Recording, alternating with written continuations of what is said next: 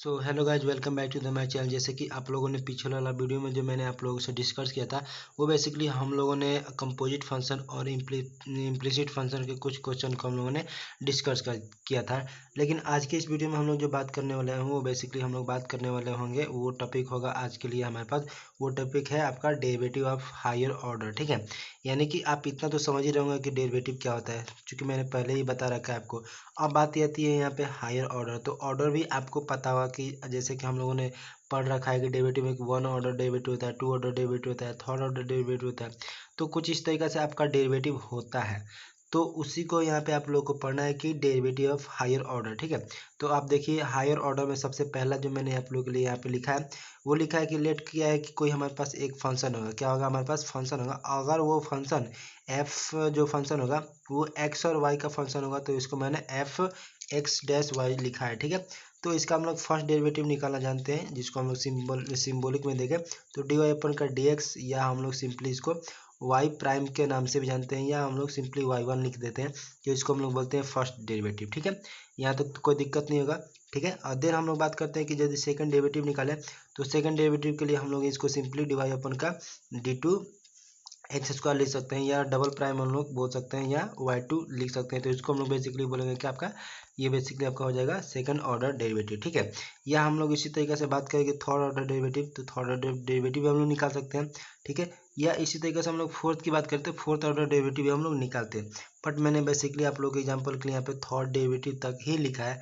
तो देखिए एक चीज़ और यहाँ पे आप गौर कर रहे होंगे, वो क्या गौर कर रहे हैं, यदि हम लोग नंबर ऑफ डेरिवेटिव की नंबर्स बढ़ाते जाएं, यानी फोर्थ कर सकते हैं, फिफ्थ कर सकते हैं, सिक्स कर सकते हैं, यानी कि इसी तरीके से बढ़ाते बढ़ाते हम लोग बहुत बड़ा हायर कर दें इसको, तो उसी को बोलेंगे हम लोग हायर ऑर्डर डेरिवेटिव। अब ये देखिए क्वेश्चन के ऊपर आपको डिपेंड करता है कि वो कौन सा डेरिवेटिव आपसे पूछा जा रहा है। तो मैंने बेसिकली आपको लिए कि आप कुछ एग्जांपल लिखा है, इस कुछ एग्जांपल के थ्रू आप लोग को कुछ और बातें भाई मैं आपको समझाना चाहूँगा। तो देखिए जो फर्स्ट एग्जांपल मैंने लिया है कि मान लिया कि कोई हमारे पास एक फंक्शन होगा जो कि केवल एक्स में ही फंक्शन है। वो क्या है? एक्स स्क्वायर प्लस का थ्री एक्स प्लस का आपका फाइव है फंक्शन। ठीक है, और मैंने आप लोग से बोला कि यहाँ पे कि एफ एक्स जो फंक्शन है उसका एफ प्राइम निकालिए। ठीक है, तो मैंने लेट कर लिया सबसे पहले कि एफ एक्स हमारे पास कोई फंक्शन है, एफ प्राइम निकालिए। तो एफ प्राइम जैसे निकालेंगे तो ये टू एक्स प्लस का थ्री निकल जाएगा, और ये कांस्टेंट है तो कांस्टेंट का आपके पास क्या हो जाएगा? जीरो हो जाता है। बेसिकली आप लोगों को इतना तो पता ही है। ठीक है, अब मैं इसी तरीके से मैं बात करूँ कि आपको सेकंड प्राइम निकाल कर दिखाई, तो आप सेकंड प्राइम ये निकाल दीजिएगा। थर्ड प्राइम की बात करते हैं, ये जीरो हो जाएगा, चूंकि ये दोनों कांस्टेंट बन गया। तो कांस्टेंट का हम लोग को पता है कि डेरिवेटिव क्या होता है? जीरो होता है। ठीक है, और इसी तरीके से एक और एग्जांपल की हम लोग बात करते हैं। यहाँ पे एग्जांपल देख सकते हैं कि y इक्वल टू का मैंने फंक्शन लिया है और वो cos x है, तो cos x का डेरिवेटिव आप लोग पता होगा कि माइनस का sin x होता है। ठीक है, और इसी तरीके को y2 निकालो, यानी कि सेकंड डेरिवेटिव निकालो तो cos x हो जाएगा, माइनस का cos x हो जाएगा। और देन इसी तरीके से y3 भी हम लोग निकाले, तो y3 बेसिकली आपका निकल करके आ जाएगा, माइनस का तो पहले से था, और यहाँ पे cos का आपका माइनस का साइन ऑलरेडी होता है, तो ये माइनस माइनस प्लस बन जाएगा, तो ये बेसिकली आपका निकल कर आ जाएगा y3 निकल करके आ जाएगा, यानी कि थर्ड ऑर्डर ऑफ डेरिवेटिव निकल करके आ जाएगा।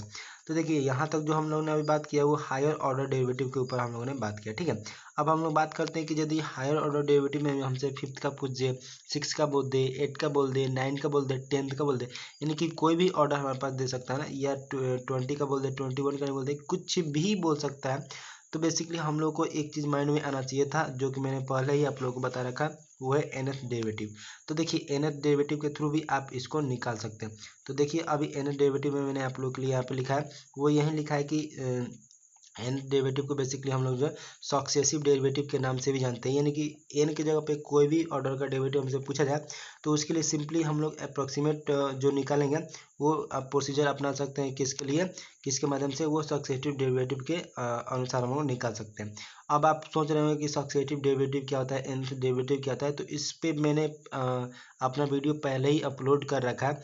अगर आपको वो वीडियो देखना है तो आपको यहाँ पे एक लिंक आ रहेगा, वहाँ पे लिंक के थ्रू आप वहाँ पे अब मेरे वीडियो को देख सकते हैं, या आप सिंपली प्लेलिस्ट में जाइए, या आप मेरे चैनल पे चल जाइए, वहाँ पे प्लेलिस्ट में आपको मिल जाएगा। ठीक है, अब हम लोग बात करेंगे जो नेक्स्ट का मेरे पास जो टॉपिक आता है, वो टॉपिक आता है आपको Euler's theorem on the homogeneous function. ठीक है, तो देखिए सबसे पहले हम लोग इस पर बात करेंगे कि होमोजीनियस फंक्शन होता है क्या। यदि आप होमोजीनियस फंक्शन समझ पाएंगे तभी आपको यूलर्स थ्योरम का एप्लीकेशन समझ में आएगा। तो चलिए आइए सबसे पहले हम लोग बात कर लेते हैं कि होमोजीनियस फंक्शन बेसिकली होता क्या। तो मैंने यहाँ पे लिखा है कि होमोजीनियस फंक्शन है, उसका मैंने डिफिनेशन लिखा है, तो वो डिफिनेशन क्या है इसको पढ़ते हैं। तो यहाँ पे लिखा है कि a function which is F x, जो फंक्शन है उसको एफ एक्स मान लेते हैं, और वो फंक्शन मैंने लेट किया है कि वो एक्स और वाई में आपका क्या होगा फंक्शन होगा, to be a homogeneous function if each terms of F X, यानी कि जो भी एफ एक्स दे रखा है उसका ईच एंड एवरी टर्म, यानी कि एवरी नहीं बोलेंगे, केवल ईच ही टर्म है आपको, सॉरी मुझे एवरी बोलने के लिए, तो केवल ईच टर्म आपका क्या होना चाहिए था, इक्वल होना चाहिए था डिग्री में, क्या होना चाहिए था डिग्री में आपका क्या होना चाहिए था, इक्वल होना चाहिए था। ठीक है, तो आई होप कि ये एग्जांपल भी आपने समझ लिया होगा, सॉरी एग्जांपल नहीं, ये डिफरेंसेस आप लोगों ने समझ लिया होगा। तो देखिए एग्जांपल के तौर पर मैं आपको कुछ यहाँ पे दिखाना चाहूँगा। तो सबसे पहले इसको थोड़ा सा जूम कर लेते हूँ, ये सॉरी ये छोटा हो चुका है। ठीक है, तो देखिए जूम करके मैंने आपको एग्जाम्पल के लिए लिया है यहाँ पे। तो एग्जाम्पल लेने के पहले मैं आपको बताना चाहूँगा एक छोटा सा आपको डिस्क्रिप्टिव वे में एग्जाम्पल ही आप मान लीजिए। ये मैंने लेट के कोई हमारे पास एक क्या है फंक्शन है एफ एक्स का, ठीक है, और ये जो फंक्शन होगा एफ और जो फंक्शन होगा वो एक्स और वाई दोनों में।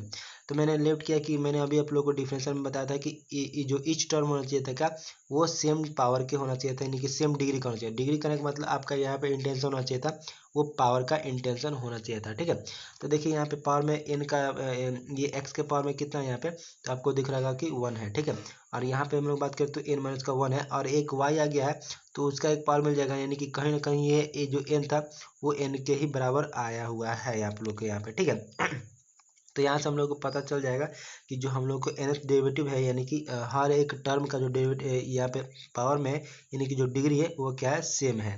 ठीक है, अगर आपको नहीं समझ में आया तो देखिए यहाँ पे वाई में आपको कितना पावर है 3 है, और एक्स में कितना है एन माइनस का 3 है, तो 3 से 3 कैंसिल करेंगे तो क्या हो जाएगा आपका एन बन जाएगा। और यहाँ फर्स्ट वाले में भी एन था, सेकंड वाले में भी एन ही आएगा, थर्ड वाले में भी एन ही आएगा, क्योंकि यहाँ से एन टू टू कैंसिल करेंगे तो एन ही आ जाएगा। तो यानी कि ईच टर्म में जो होगा आपका क्या होगा पावर में, यानी कि डिग्री जो होगा वो क्या होगा सेम होगा बेसिकली। ठीक है, तो यहाँ पे हम लोगों ने अब हम लोग को क्वेश्चन ये अरेंज करना चाहिए था कि कोई हमारे पास एक फंक्शन होगा, क्या होगा हमारे पास कोई एक फंक्शन होगा, तो उस फंक्शन को हम लोग कैसे मतलब पता कर सकते हैं कि वो फंक्शन जो है होमोजीनियस है या नॉन होमोजीनियस है, या होमोजीनियस है या नहीं है। तो इसके लिए बेसिकली आपको एक कॉन्सेप्ट याद रखना है, वो कॉन्सेप्ट आपको क्या है यहाँ पे मैंने लिखा है। तो एक एग्जाम्पल के थ्रू मैंने आपको समझाया है, जैसे कि मैंने सपोज करा कि ये हमारे पास क्या है एक फंक्शन है। ठीक है, और इस फंक्शन को मैं चेक करना चाहता हूँ कि ये फंक्शन होमोजीनियस है या नहीं है। तो उसको चेक करने के लिए बेसिकली आपको जहाँ जहाँ एक्स दिख रहा है, यानी कि एक्स को आपको क्या पुट करना पड़ेगा, एक्स की जगह पे एक्स टी और वाई की जगह पे वाई टी पुट करना है, सिंपली बस इतना ही काम करना है। और जो भी फंक्शन दे रखा उसमें आपको सिंप्लीफाई करते हुए निकल जाना है, और जैसे ही सिंप्लीफाई करेंगे तो हमको लास्ट में एक आपको क्या मिल जाएगा, ओरिजिनल फंक्शन जो हमारे पास फंक्शन गिवन था वो वाला फंक्शन मिलेगा।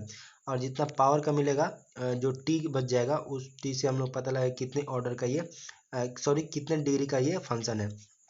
तो देखिए उसके लिए मैंने अभी जो मैंने आप लोगों को बोला कि एक्स पे एक्स टी और वाई की जगह पे वाई टी रखना है, तो इसी वाले वैल्यू को मैंने इस वाले इक्वेशन में रख दिया है। ठीक है, तो इस वाले इक्वेशन में जैसे हम लोग रखेंगे तो यहाँ से देखिए टी स्क्वायर दोनों में है, तो कॉमन निकाल करके हम लोग इसको निकाल सकते हैं। तो बच गया अंदर में क्या बच गया, एक्स स्क्वायर प्लस का वाई स्क्वायर बच गया, और अपर में बच गया एक्स प्लस का वाई।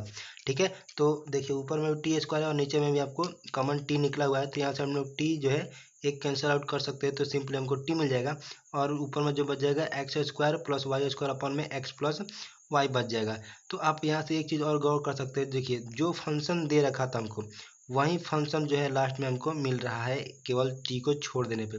तो देखिए हमको जो इंटेंशन होना चाहिए था, यानी कि हमको जो दिमाग लगाना है ये लगाना है कि टी को छोड़ करके, यानी कि टी को कॉमन छोड़ करके जो फंक्शन बचना चाहिए था वो फंक्शन पहले ही वाला, यानी कि जो फंक्शन गिवन है वही फंक्शन होना चाहिए था। अगर ऐसा हुआ तो वो जो फंक्शन होगा क्या होगा, होमोजीनियस फंक्शन होगा। ठीक है, क्या होगा आपका फंक्शन होमोजीनियस फंक्शन होगा। अब क्वेश्चन यहाँ पे एक चीज़ और अराइज होता है कि ये कितने डिग्री का आपका होमोजीनियस फंक्शन है। तो देखिए टी के पावर में जो आएगा वहीं आपका क्या हो जाएगा, वहीं आपका दिखाएगा कितने डिग्री का होमोजीनियस फंक्शन है। तो टी के पावर में कुछ नहीं तो क्या है 1 है, तो 1 डिग्री का ये क्या है आपका होमोजीनियस फंक्शन है। ठीक है, तो आई होप कि इतना आप चीज़ आपका क्लियर हो गया होगा।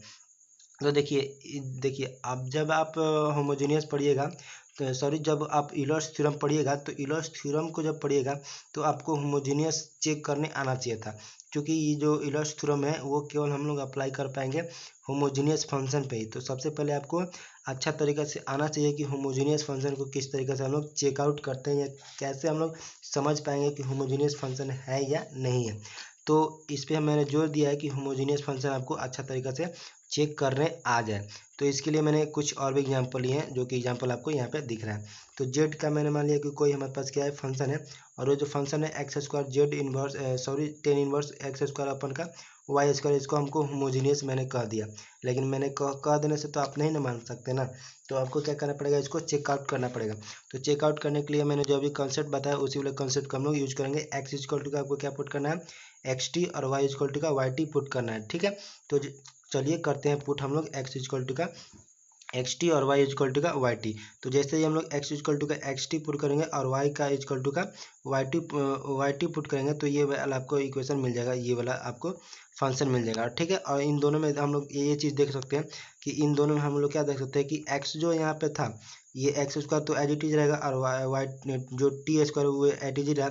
और यहाँ से हम लोग देख सकते हैं कि ऊपर से यानी कि इसमें से और इसमें से हम लोग वाई टी स्क्वायर को निकाल करके हम लोग कटा सकते हैं कॉमन में। ठीक है, तो जो फंक्शन में अंदर में बच गया वो एक्स स्क्वायर वाई अपन का वाई स्क्वायर बच गया, और यहाँ से हम लोग को एक्स टी भी हम लोग यहाँ से कॉमन आउट कर सकते हैं। तो ये उसको मैंने बेसिकली यहाँ पे कॉमन आउट करके लिख दिया है। ठीक है, अब देन उसके बाद से आप लोग गौर कर रहेंगे कि टी स्क्वायर का आ गया, और जो जेड फंक्शन मैंने अभी बताया वही वाला फंक्शन आप लोग को मिल गया। देखिए जेड जो फंक्शन मैंने लिया था आप लोग के लिए, ये वाला फंक्शन लिया था, तो जेड वाला फंक्शन ही हम लोग को मिल गया। तो बेसिकली हम लोग कुछ इस तरीक़ा से भी हम लोग बोल सकते हैं कि यहाँ पे देखिए मैक्सिमम जो पावर है टी का वो कितना है, 2 है। तो हम लोग बोल सकते हैं कि जो फंक्शन है वो 2 डिग्री का होमोजीनियस फंक्शन है, और ये जो जेड आया आपको आपका गिवन फंक्शन का आना चाहिए था। ठीक है, तो यहाँ तक हम लोगों ने कंप्लीट कर लिया, और इससे आपको क्या करना है, आपको होमोजीनियस फंक्शन का आपको पता कर लेना है। ठीक है, तो देखिए यहाँ तक हमने कवर कर लिया। तो मेरे पास कुछ और भी यहाँ पे है, जैसे कि मैंने लिखा है कि होमोजीनियस थ्योरम के बारे में हम लोग को आगे पढ़ना है, जो कि हम लोग होमोजीनियस फंक्शन के लिए अप्लाई कर पाएंगे। कौन सा फंक्शन, कौन सा रूल, यूलर्स थ्योरम। तो इसको मैं अपने आने वाले वीडियो में डिस्कस करूँगा। तो आज के लिए मैं इतना ही रख रहा हूँ, क्योंकि ज़्यादा लंबा जब वीडियो बन जाता है तो आप लोगों को पता है कि आप लोग थोड़ा सा डिसलाइक करते हैं, यानी कि ज़्यादा लंबा वीडियो आप लोग देखना पसंद नहीं करते हैं। तो मैं आज के लिए इतना ही रख रहा हूँ, और हम मिलेंगे नेक्स्ट वीडियो में, तब तक के लिए बने रहिए मेरे साथ।